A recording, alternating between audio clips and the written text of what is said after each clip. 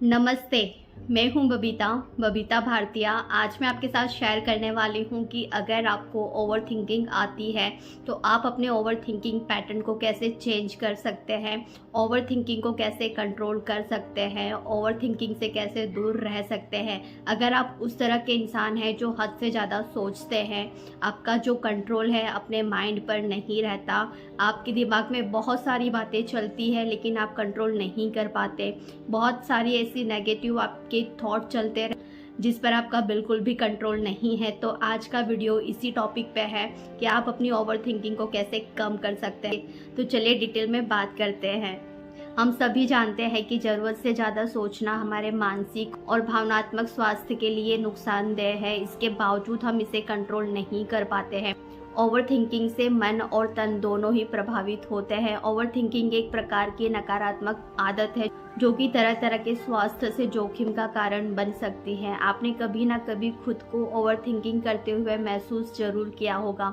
यही आदत धीरे धीरे व्यक्ति को गंभीर रूप से अपना शिकार बना लेती है और आप दिन प्रतिदिन नकारात्मक विचारों की ओर आकर्षित होते चले जाते हैं, लेकिन आपको पता ही नहीं चलता। ये सब जानने के बावजूद अगर आप इसे control how to stop overthinking नहीं कर पा रहे हैं तो आप इन टिप्स को बहुत आसानी से फॉलो कर सकते हैं।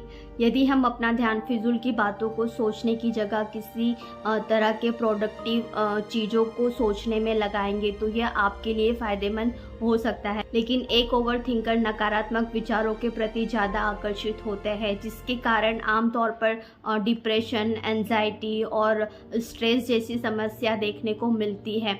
इस समस्या के लिए किसी तरह की मेडिसिन नहीं बनी, तो इससे निजात पाने के लिए खुद पर ही भरोसा करें और खुद को ही प्रयास करने होते हैं। तो ऐसे में आपको कुछ स्टेप लेने की ज़रूरत पड़ती है। तो चलिए आगे जानते हैं कि किस तरह आप ओवर थिंकिंग से छुटकारा पा सकते हैं और ओवर थिंकिंग करने के ऐसे क्या कारण हैं। आपको जो एंजाइटी होती है उसकी समस्या को आप कैसे सॉल्व कर सकते हैं। ओवर थिंकिंग आपकी एंजाइटी का कारण बन जाती है बहुत हद तक। पहले जानिए ओवर थिंकिंग किस तरह सेहत के लिए हो सकता है नुकसानदायक।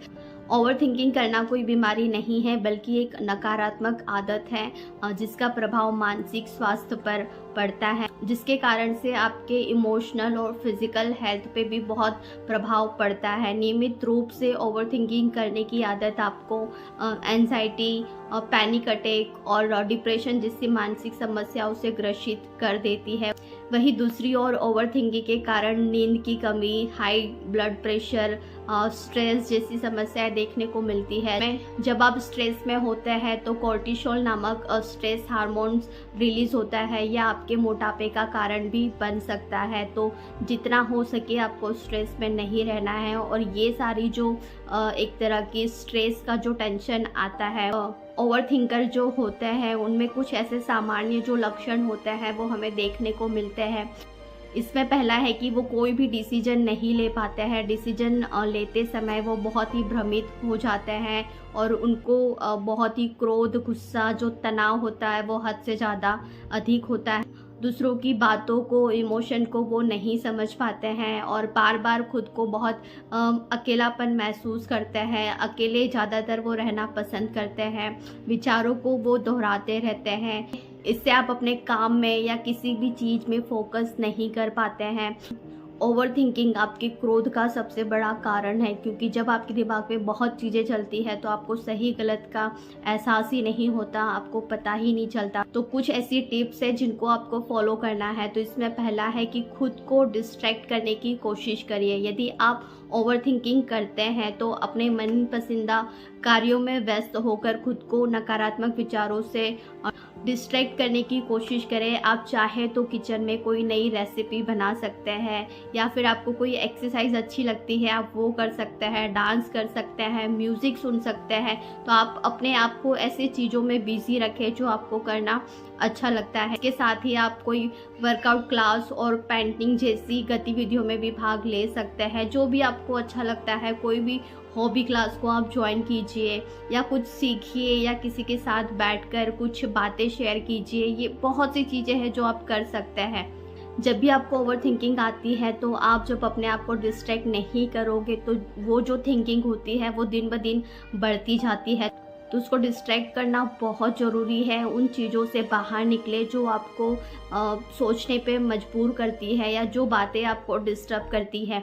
ऐसी चीज़ें करें, ऐसी बातें करें, ऐसी बातों को सुने जो आपको मोटिवेट करते हैं, जिससे आपको कुछ सीखने को मिलता है, जिसकी आपकी जो पर्सनालिटी है, जो पर्सनल आपका जो ग्रोथ में जो भी चीज़ें आपको काम आती है, बस आपका फोकस उसी पे होना चाहिए, उसी पे ही आपको ध्यान देना चाहिए और वही चीज़ करनी चाहिए जो आपके लिए पर्सनली बहुत अच्छी है, जिससे आपको खुशी मिलती है, मोटिवेशन मिलता है, जिससे आपकी पर्सनल ग्रोथ होती है।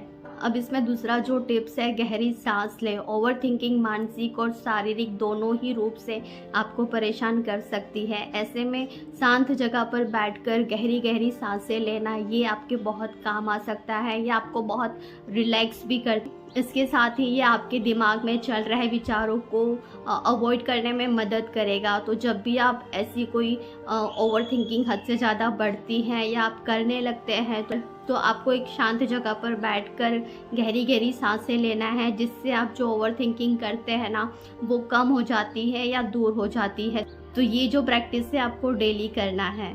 अब इसमें तीसरा जो टिप्स है कि मेडिटेशन करें। यदि आप एक ओवर थिंकर है तो नियमित रूप से आपको मेडिटेशन करने की आदत बना लेनी चाहिए। ये आपके दिमाग में चल रहे थॉट्स को डिस्ट्रैक्ट होने में मदद करेगा, वही ये दिमाग को शांत रखता है और आप ओवर थिंकिंग की वजह से तनाव के शिकार नहीं होंगे। रात को काम से लौटने के बाद थोड़ी देर मेडिटेशन आपको ज़रूर करना चाहिए, या तो फिर आपको मॉर्निंग में टाइम मिलता है तो आप मॉर्निंग में कीजिए।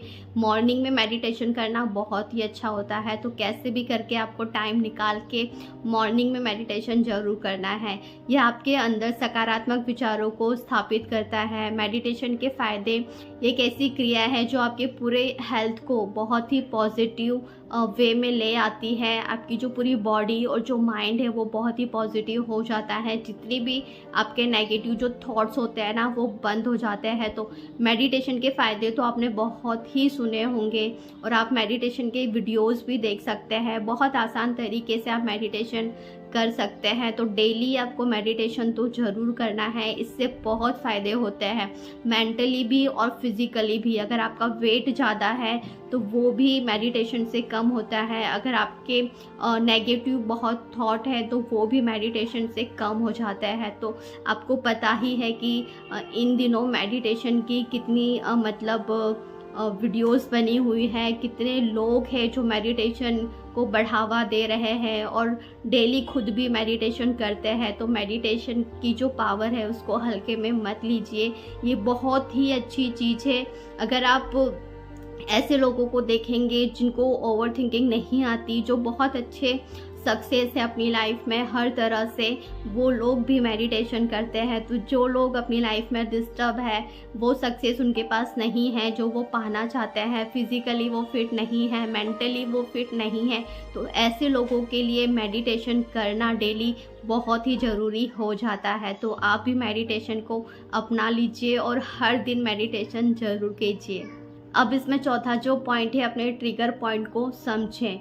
सभी व्यक्ति का कोई ना कोई ट्रिगर पॉइंट जरूर होता है जहां पहुंचकर वो ओवर थिंकिंग करने लग जाते हैं। ऐसे में अपने ट्रिगर पॉइंट पर पकड़ बना लेना भी ओवर थिंकिंग की समस्या से निदान पाने का एक बहुत ही अच्छा तरीका होता है। यदि आपको कभी भी ऐसा लगे कि आप परेशान हो सकते हैं तो खुद को एक सकारात्मक एनवायरनमेंट में इन्वॉल्व करने की कोशिश करें। ओवर थिंकिंग एक ऐसी समस्या है जिसे आप खुद ठीक नहीं करना चाहते, तो इसमें कोई दूसरा व्यक्ति आपकी कोई मदद नहीं कर सकता।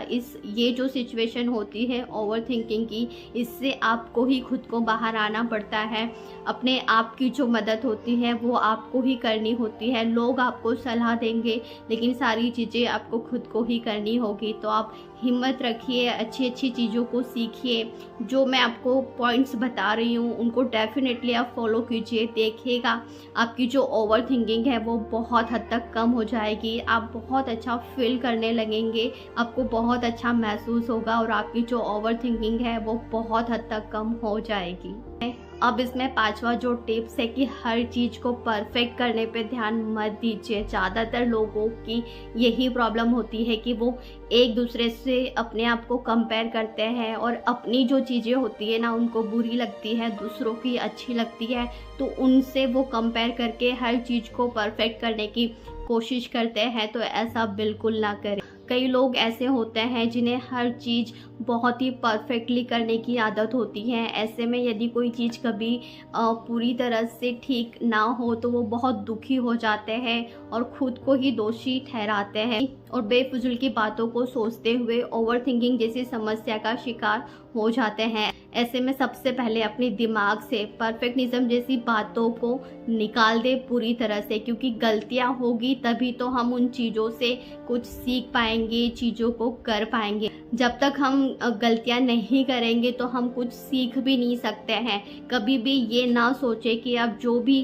चीज़ पहली टाइम करने जाओगे, ट्राई करोगे, कोशिश करोगे तो वो फर्स्ट टाइम में ही अच्छी हो जाए, जैसा आपने सोचा था वैसे ही परफेक्टली वो हो जाए। तो ऐसा बिल्कुल नहीं होता। हाँ, कभी कभी हो जाता है, इसका मतलब ये नहीं है कि आप उम्मीद लगा लें कि वो हर चीज़ हर बार सही हो। हम गलतियां कर कर के ही सीखते हैं और गलतियां होनी चाहिए तभी हम सीखेंगे। अगर सब कुछ परफेक्टली होने लगे तो इस दुनिया में हर जो इंसान है वो सक्सेसफुल हो जाएगा, हर उसकी जो ख्वाहिश है वो पूरी हो जाएगी। तो किसी के भी लाइफ में कोई भी चीज़ परफेक्ट नहीं होती है। हमें नज़र आती है कि औरों की जो लाइफ है वो बहुत ही परफेक्टली और बहुत ही स्मूथ चल रही है, लेकिन ऐसा इस दुनिया में एक भी बंदा या बंदी नहीं है कि जिसकी लाइफ में प्रॉब्लम नहीं है। किसी की लाइफ पूरी तरह से परफेक्ट नहीं है। हर कोई अपनी लाइफ में स्ट्रगल कर रहा है, बहुत कोशिश कर रहा है, बहुत चीज़ों को सीख रहा है, उसके बाद करता है